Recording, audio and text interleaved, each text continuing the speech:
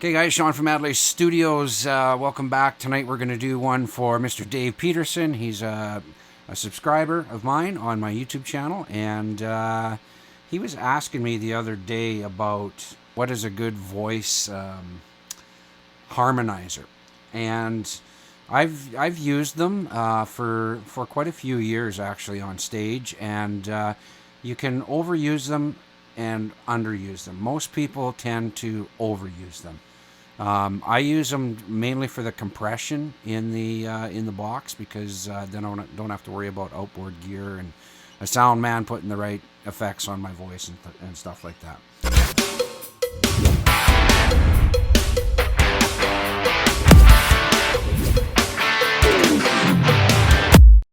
And anyway, so I have found a hack, a way.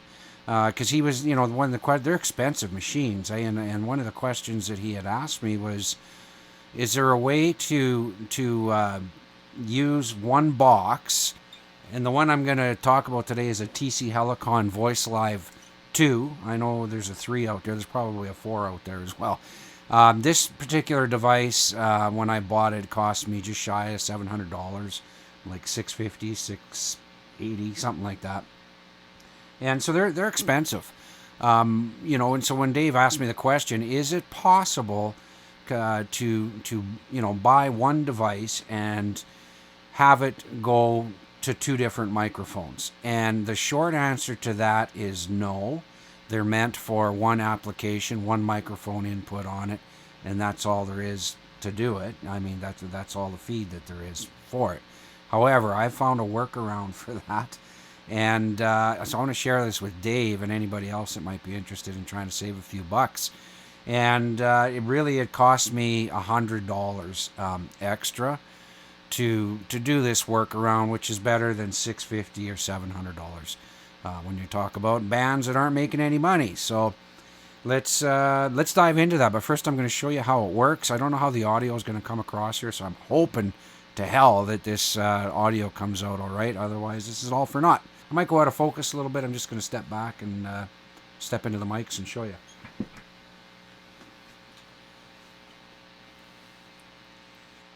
Okay, so a little bit of a slap back on here, but that's all right.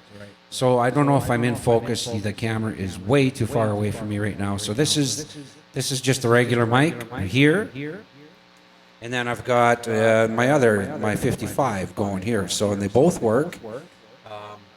They're both going, through my console and whatnot. But I'll show you how to wire this thing together in a second. So I'm going to turn it on now for the harmonizer. So here is the harmonizer. You can hear that quite significantly. And if I step over here, you got the same thing. So that's kind of nice. You can actually put 4 microphones on here, or 8, or however big your board is, right? So I wanted to show you kind of I might edit this out, but I might not. So let's just see how this goes. Got my guitar here too, so we'll see what this sounds like. Slick black Cadillac.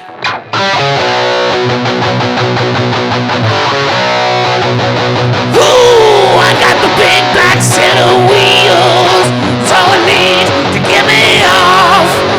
Let I drive all night, spin my tires tonight. It feels alright. Feels alright. So no problem there, right? We'll do the same thing over here. See what this does. Slick black Cadillac.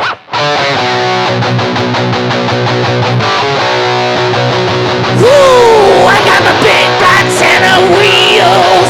That's all I need to get me off. And I'll drive all night, spin my tires tonight.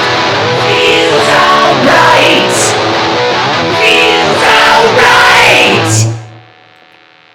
So you can see that it works well on both. It works well on both.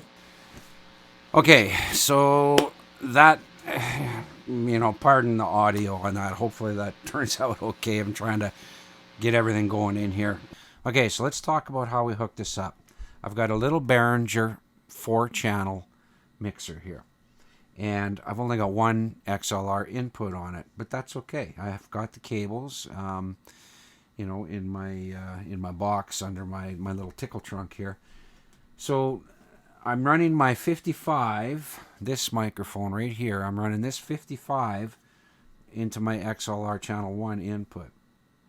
The 58 beside it is XLR out, but I'm using an adapter to go to a 1/4-inch tip sleeve ring here. Because that's what I got to do for this board. And then coming out of my main output of this board, this is an unpowered board. Keep that in mind. You don't need powered board, that's for sure. So what I'm doing here is coming out of my main out. From there, only on one side. I should probably have a banana or a splitter X, left and right, to come out of there. It works. Don't worry about it. You only need one signal. You're just trying to cheat the path a little bit, right? So you don't need a stereo signal coming out of there. So that's coming out of there, and that's going into the back of this thing here. So this is what we're going into here. This is my TC Helicon Voice Live Touch 2. And here's the back end of the business. So again, coming out of my main out from that. So this one's going straight into my microphone in.